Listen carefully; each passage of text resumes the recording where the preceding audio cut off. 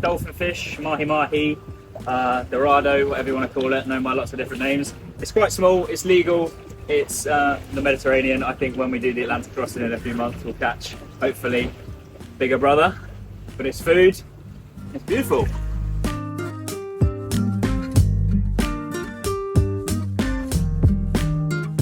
And as is tradition, you've got to try a little bit before the fillets go in the bag for dinner. Oh, that's good. That's meaty. Really good.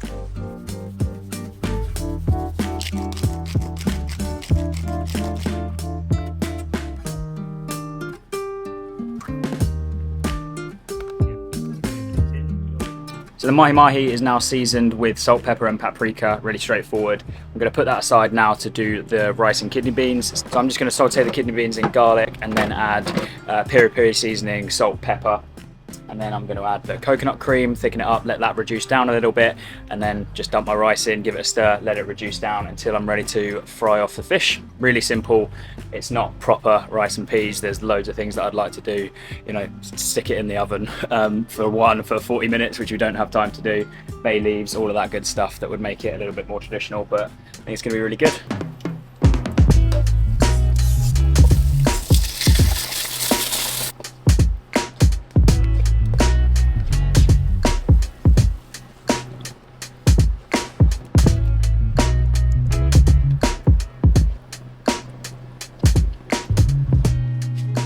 Okay, rice is done. I'm just going to stick that aside and fry off the fish.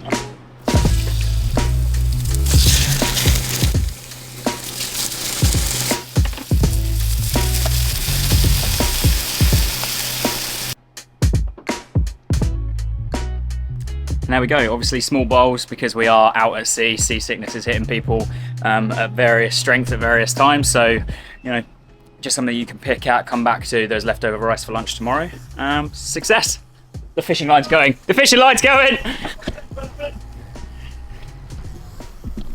False alarm. I think it was maybe a bit of plastic or something that caught the fishing line. Oh, that was ironic. Yeah, cool. Dinner time. Shall I try the fish first? Yeah, you got a little one because you're still feeling a bit poorly, yeah. aren't you? That's Good. yummy. Meaty? Yeah. Try the rice. It's really nice. It's good.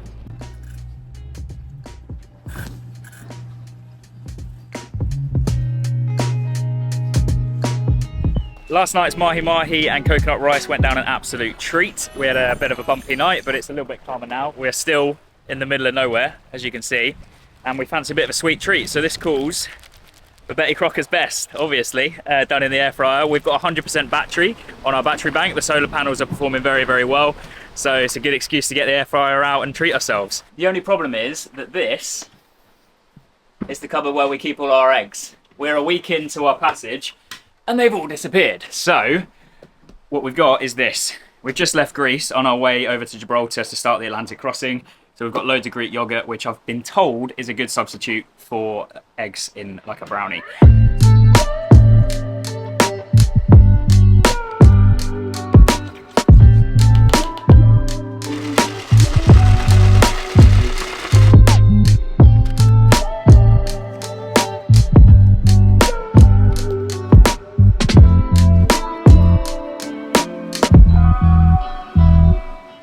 You want to lick the spoon?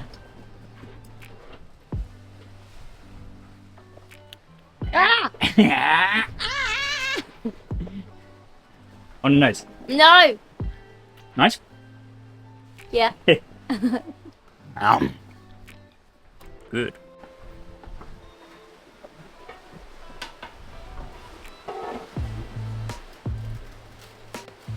Oh no.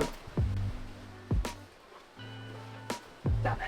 We had a minor error there where it wasn't ready. I thought it wasn't.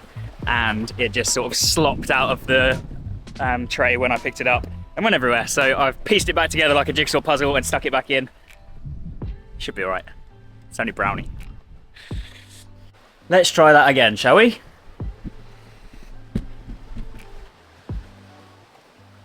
Ta-da! Not a roaring success, but it is very nice to have something sweet to pick at while we're underway. Dun, dun, dun. Another one bites the dust. Got every little last bit of this fish that's edible. Good news, we are still on passage in the middle of the Mediterranean. I think this is day 9 of this passage, and we caught another fish this morning. So let's fish again for dinner. It's a very similar size, it was a very similar size to the one that we reeled in a couple of days ago. It's a Mahi, 56 centimeters, I think, which is a good size for this time of year in the Med. This is what it looks like now. Nice little fillets. I've just washed and dried these, and we're gonna do tacos because that lets us use up everything that's in the fridge and in the storage that's on its way out. So just tacos with a bit of veg, bit of salad, beans. See how it goes.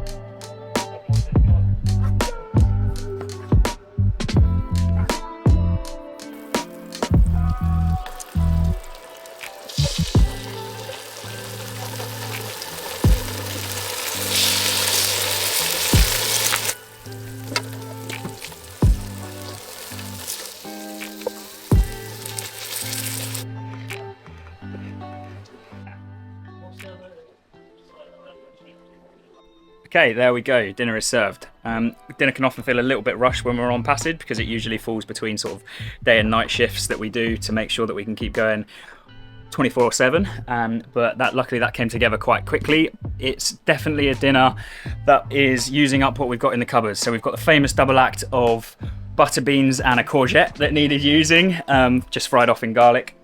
Hopefully that'll be quite nice, I've never done that before. And then we've got cucumber, tomato, lettuce, and the mahi. The mahi's just fried off with butter and a little bit of black pepper. Nothing crazy because it's such a nice tasting fish that it really doesn't need much work or adding to it. So, see what they think. Hello. Hello. Can I film you building your wrap? Oh, these wraps are rubbish. No. They just break apart. Despite these wraps being rubbish, apparently, wraps are a thing we have a lot because they are so long life. Before we went out on the boat, before we started this sort of life, we didn't realise how long wraps would last in your pantry. So we've got a whole cupboard in the galley that is just for heater wraps that will last us for the next year easily. So it's something we have not far off once a day, whether it's breakfast, lunch or dinner.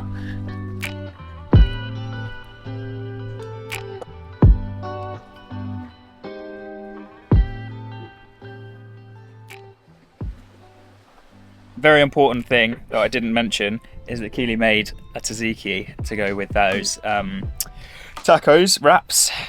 My favourite. Yeah, so you saw that we opened the yogurt with the brownies yesterday, so that used the leftover yogurt from that. Needed using. Beautiful tzatziki, gonna last a few days. And it used the cucumber that was going a bit manky. See, using it all up. Tasty stuff. Yum yum yum. So yummy. Yeah? So good. What would you improve? More fish. More fish, yeah, bigger fish. Ideally, but we're crossing the Atlantic in a few weeks, so hopefully the mahi are going to get bigger and bigger as we head west. That's the plan. I'm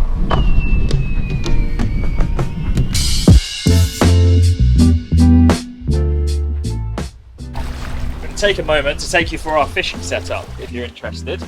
So this is the big gun here. So we've got the ugly stick out with our brand new reel that we just bought in Gibraltar. That's got a baby mahi that's designed for sort of fairly fast trawling. It sinks right down. So that's the one, if we're going to catch a big fish, probably going to be here. The one on the port side, the rod and reel are the same but slightly smaller, the reel is. But the lure is completely different. So it's a squid plug, which obviously tries to imitate a squid, and what it does is leaves like a vortex of churned up water behind it, which is what squids do when they're swimming along, and so that sits quite close to the boat. The boat churns up all the water as like a big school of bait fish, I guess, would, and then the big fish come after it. So that's the plan. Also, to help with that, we've got an agitator out which is this thing here. So that's very nice and close to the boat. Again, designed to mimic like a small school of bait fish and get fish's interest. We've got a hook on this, which we wouldn't normally do, but when we've done it before, just out of interest, it's had a bite, and we've lost the fish because it doesn't have any sort of alarm system. Like we can't hear when it's going off. So that's what we're rigging up now.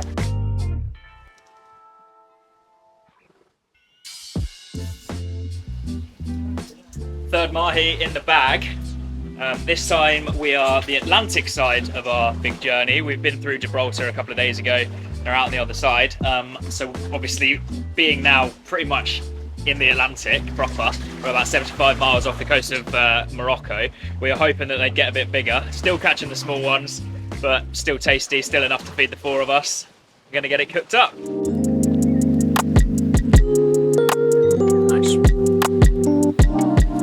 Okay, this is the third rendition, variation, whatever you want to call it, of our mahi-mahi dinners for this passage. Third fish, third meal, and today we are going back into our underground stash. Ta-da! Pesto pasta with a little bit of fried mahi. Pesto pasta probably isn't the sort of Boatlife castaway living off the land and sea kind of dish that you're expecting from this video, but the reality of Boatlife is that we eat what we've got when we can. So we've just managed to go to Gibraltar for a few days to sort of stop off on this Atlantic passage and grab some of this. We all like it. It stores well, it's cheap, so that's what we're eating. And it's going to differ as we get to different places around the world, but there it is. Pesto pasta is like a proper, for me it's like a really studenty meal, so it does lend itself to Boatlife quite a lot. There's a lot of overlaps in terms of just eating what you can when you can. I didn't actually go to uni, but it reminds me of going to visit all my mates at uni, so I quite like it. With obviously the added benefit of the mahi-mahi fresh caught. That's very Boatlife.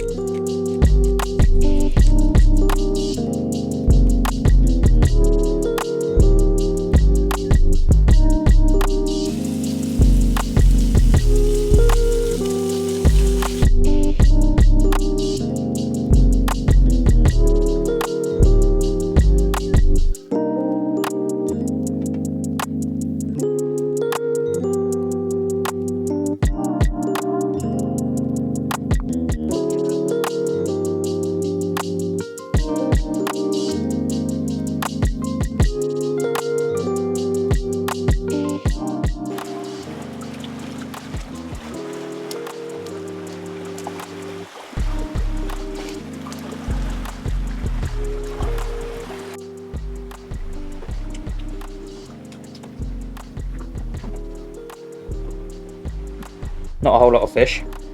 Wasn't the biggest monster in the sea, but enough for the 4 of us to get a little bit of protein in.